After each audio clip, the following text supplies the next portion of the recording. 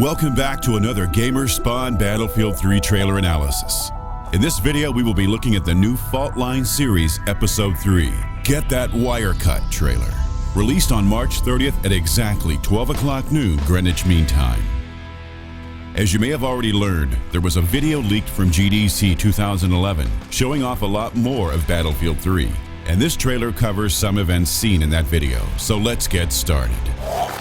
In the beginning, we find out that Sergeant Blackburn has found the squad he was originally tasked with finding and rescuing, but the Marines notice a suspicious wire, and Black decides to follow it into a basement via ventilation shafts. Black is still carrying his M4, but notice that there is a different crawling animation this time around than there was in the previous Good Effect on Target trailer.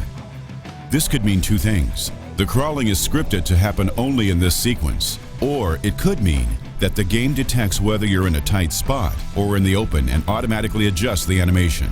Either of the two are distinct possibilities. There are also two ways the flashlight attached to the M4 works. It could automatically turn on in a dark area, or maybe it's manually controlled by the player. There are also no clues whether or not there will be a flashlight attachment in the multiplayer game mode. For a brief moment, you can see a rat running by in the ventilation shaft. So, besides dogs, DICE has also included some rats into the game. Insignificant, but it's still something novel for Battlefield. Another small tremor takes place as Black gets closer and closer to the suspected IED.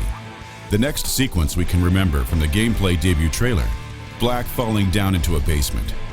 For a brief moment, we can see the player's uniform, and it appears to use a different camo pattern than the USMC's current MARPAT. Maybe it appears different because of the lighting. Or maybe the USMC gets new camo by 2014, the year in which the events in the game take place. He eventually finds the bomb on a table. Now, at first you may think this looks like an ordinary basement, but there are some things out of place. Two pink teddy bears. While they don't affect gameplay in any manner, they're still an interesting sight for a basement in the middle of a war zone. Or maybe they're filled with explosives. There are also some inconsistencies regarding the bomb. Wires are brightly colored and placed in a very visible manner. Even the untrained will somehow try to hide the wires. And notice that the player does not first clear the right side of the basement before he moves on to defuse the IED.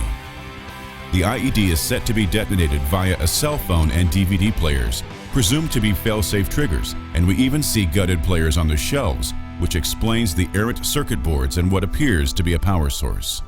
As Black tries to defuse the bomb, pulling out one of the wires, a light somewhere in the back flickers and shows the silhouette of a man on the wall. Black turns around and is met with a punch from a member of the PLR in full uniform with elbow pads, knee pads, and knuckle guards. If this moment seems familiar, it's because you've seen it in the gameplay debut trailer. What you haven't seen is the hand-to-hand combat that follows. What we see is PC footage once again, as the HUD prompts the player to press the right and left mouse buttons to fight the assailant. The video cuts as the fight is probably a bit longer than what is shown in the video. After defeating the attacker, Black pulls out the other cable at the last moment. For a brief moment, you can also see racks of artillery shells. The video cuts again, skipping to the part where Black emerges from the basement and joins the assault on a walkway. The HUD tells us that the objective is to clear the LZ, so the area around the walkway is probably where more Marines are supposed to land. As the Marines charge the walkway, two little birds execute a strafing run. This sequence was also shown in the gameplay debut trailer. We get another taste of the game's destruction as Black shoots at an enemy taking cover behind the walkway's corrugated steel fence. Two pieces of that fence are knocked down when impacted. Moments later, Black is ordered up the walkway and tasked with manning an M240 machine gun, as seen in previous trailers, equipped with a holographic sight. The player opens fire on the advancing enemy, and we can see one of the features that is presumably included in the multiplayer: deployable weapon bipods. The player goes prone, deploys the bipods, and continues firing. This is a first in the Battlefield franchise, and indeed a rare sight in first-person shooter games. Very few games having such a feature, such as Call of Duty World at War, or the upcoming Red Orchestra 2, Heroes of Stalingrad. An awesome sight is when an explosion takes place and the blast blows away a palm tree's leaves. Physics-based or not, it's a nice touch.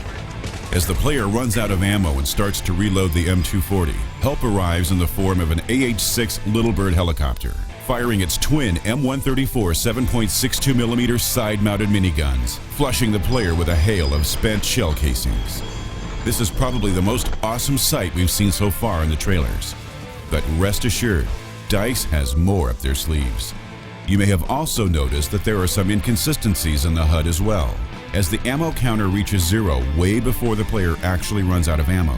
But it's a forgivable mistake, as this is just pre-alpha footage. The usual text appears, as always, with details about the fall release and the Back to Karkand expansion. What follows, however, is much more interesting. A major earthquake takes place and the player falls off the PKM-equipped technical onto the ground. Some of you probably know what happens next, and we know too. But we won't spoil it for those who don't. What follows and what will probably be shown in the full 12-minute reveal on April 17th will blow you away. Of that you can rest assured, so stay tuned. We'd also like to thank Off-Duty Gamers for their contribution, and if you wish to read the military approach on things, make sure to also check out their analysis on www.offdutygamers.com.